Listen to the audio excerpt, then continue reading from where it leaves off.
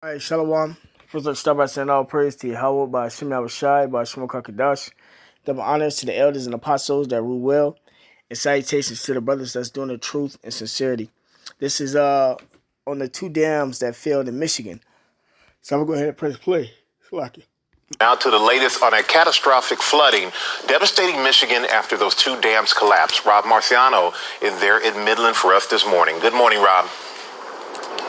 Hi, good morning, Michael. It has been another historic May for rain across the Great Lakes, but especially here in mid-Michigan, where the rivers and reservoirs just couldn't handle it anymore. And this is the result. Bridges either underwater or completely washed away. And then downstream, as you get closer to Main Street, the library, the courthouse, seeing water there, as this river is at levels never been seen before. The infrastructure that was built to hold back this water, well, it failed.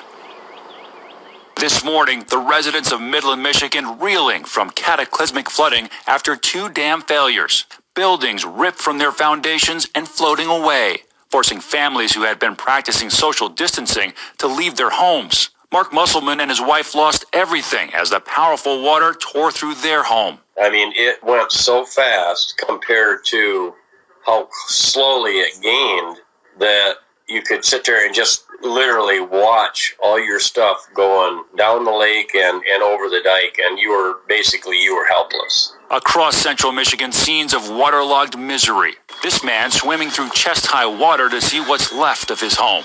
Federal regulators had reportedly warned that both of the dams that failed on Tuesday were high risk. Regarding the dams, the state of Michigan is reviewing every potential legal recourse that we have. The National Guard stepping in, delivering crucial supplies and safely transporting survivors to evacuation sites where they must try to practice social distancing. Couldn't sleep at all last night, probably because wearing that face mask. Supposed to wear it.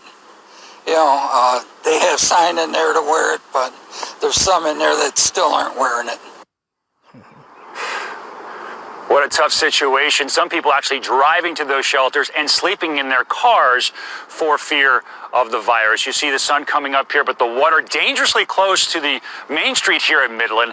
And like many main streets across America, it was already economically hit hard by COVID-19 and the virus shut down. Dry weather expected today as this system unfortunately moves to the south for problems there, but this river is expected to remain at record levels well into the weekend. Michael? Thank you so much, Rob. Hi, everyone. George Stephanopoulos here. Thanks for checking out the ABC News YouTube channel. If you'd like to get more... One deserves it, though. Severe flooding in Michigan.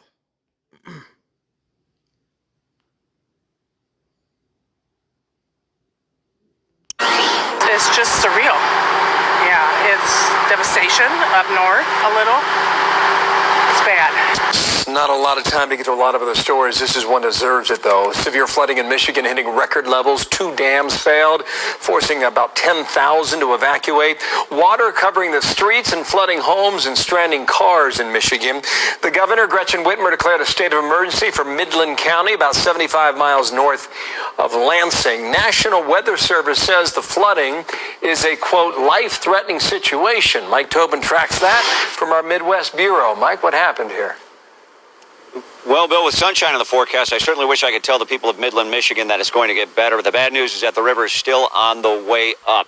The Tittawabassee River is expected to crest sometime before 11 p.m. at 38 feet, which is 14 feet above flood stage. And what happened, answer to that question, is a lot of rain. The Edensville Dam got loaded up, and the National Weather Service says it suffered a catastrophic failure. That sent water downstream to the Sanford Dam, which was overtopped. Officials can't really tell what kind of shape that dam is in at the moment. But the water from the Sanford Dam then went into the Tittawabassee River, which flows through Midland, Michigan. Now, in the middle of a pandemic, 10,000 residents need to evacuate. It's hard to believe that we're in the midst of a 100-year crisis, a global pandemic, and that we're also dealing with a flooding event that looks to be the worst in 500 years. But you know what? Here's what I know. When the chips are down, the people of Michigan are able to rise up. Midland saw record flooding back in 1986. That was called a 100-year flood. This flood is expected to reach 4.5 feet above that. That's why you hear the governor calling this a 500-year flood. I'm safe. Things can be replaced. Thank God, we're okay. 38 feet of water moving is dangerous. And so when people's houses and lives are at stake, it's just crazy to think about. Nothing that you can imagine without seeing it in person. The president weighed in over Twitter, writing, "My team is closely monitoring the flooding in central Michigan. Stay safe. Listen to your local officials. Our brave first responders are once again stepping up to serve their fellow citizens. Thousands have left their homes. Most are falling back on friends and relatives. Some 300 stayed in the shelters, and they were all screened for coronavirus symptoms." Bill? Mike Tobin, what a time, huh? Mike Tobin, thanks in Chicago. Good evening, and it's great to have you with us here on a Wednesday. All right, as you can see, Yabashma was jacking them up, man. So I'm going to start with this precept. This is Isaiah chapter 14, verse 11. It says, "Thy pomp," meaning thy pride, "is brought to the grave, and the noise of thy vows." Right, and the pomp is talking about America's pride, man. America was, at one point in time, the place to come to, man. What do you call it? Slovakia. But yeah, no, America was the place to come to, man. The place that all the nations want to come to and get wealth, make money and live and everything, man. It says, "And the noise of thy vows," right? Talking about their music, man. "The worm is spread under thee, and the worms cover thee." Right, man. That's talking about the corruption or the corrosion of the infrastructure, man. The U.S. Doesn't put its money into its infrastructure. It puts its money into its military might, man. It doesn't take care of its dams and everything. It doesn't take care of its dams, its roads, none of that stuff, man. And this is a prime example. The same thing has happened in New Orleans, man. And Esau really doesn't care, man. Whoever dies from this, they just die. It's part of their sacrifice and their agenda, man. But it's ultimately about Shemel Shai. And even if all of this stuff is, when you look at it, a lot of this stuff is planned out. They know that they don't take care of their infrastructure, so they know that stuff like this is bound to happen, man.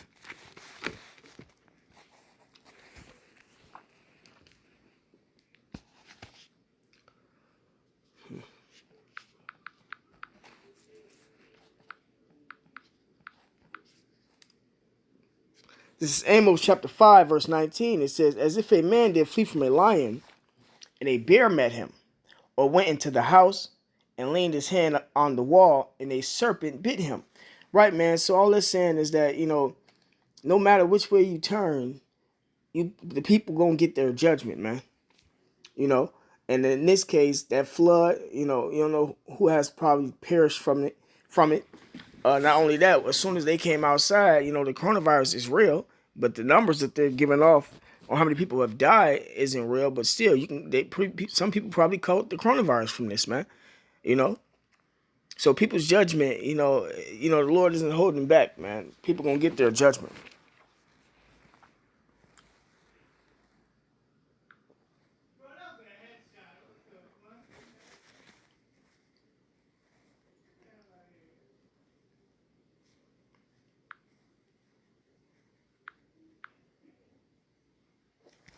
This is Ecclesiastes chapter 3, verse 1. It says, "To everything there is a season, and a time to every purpose under heaven." Right? And let me see. Oh, a time to be born and a time to die, a time to plant and a time to pluck up that which is planted, man. That's the times we're living in, man. A lot of people are dying, and there's people being born just for their judgment. And America ultimately is being plucked up. That's why all these events is happening, man, the way they are. And it seems like people don't have nowhere to turn, no way to escape. No, they listen to the government, then the dam breaks. Now they got to be back outside and stuff. It's like, No matter which way they turn, they don't have no protection, no safety, and that's part of the prophecy, man. Because our people didn't want to hear, the blacks, Native Americans didn't want to hear who they were according to the Bible. They wanted to be everything else. And as far as the heathen nations go, their judgment is rightfully given, man. They're not gonna make it to the kingdom of heaven.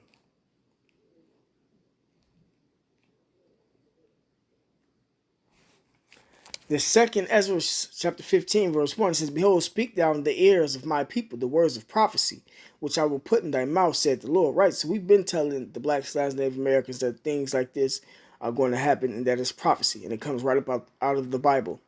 And cause them to be written in paper, for they are faithful and true, right? And that's talking about the Bible. Fear not the imagination against thee, let not the incredulity of them trouble thee, right? So we're not worried about what people say they're going to do unto us. Whether it's Jake or Esau or the rest of the nations. It says, let not the incredulity, the unbelief of them trouble thee. So if people don't believe what we say is going to happen through the spirit of Yahweh Shai coming from this book, man, then oh well, man. You know, that's why things like this happen. And people, they get caught up in it, man. It says, let not the incredulity of them trouble thee that speak against thee. For all the unfaithful shall die in their unfaithfulness. So those who don't believe in this testimony in the Bible, gonna die, man. Behold, the Lord said, I will bring plagues upon the world, the sword, famine, death, and destruction. Right, and as you can see, man, that's what's going on in this place, man. They haven't announced any deaths or any people that may have caught the COVID from this event happening, but you never know. They might announce, they might not. But still, man, no matter how you look at it, that's what's going on in America, man, in the rest of the world, man, too.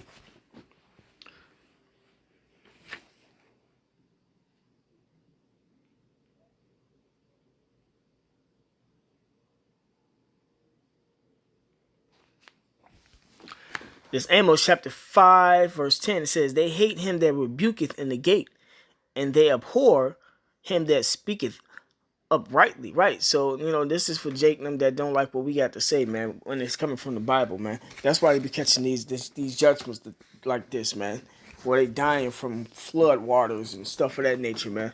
And it's all and all of it, a lot of majority of these events, if not all of them, have been record-breaking events, man. You know, but I don't want to drag it out too much longer. Call Yahweh Shema Shai, double honors to the elders and apostles that rule well, and salutations to the brothers that's doing the truth and sincerity, the hopeful elect. Shalom.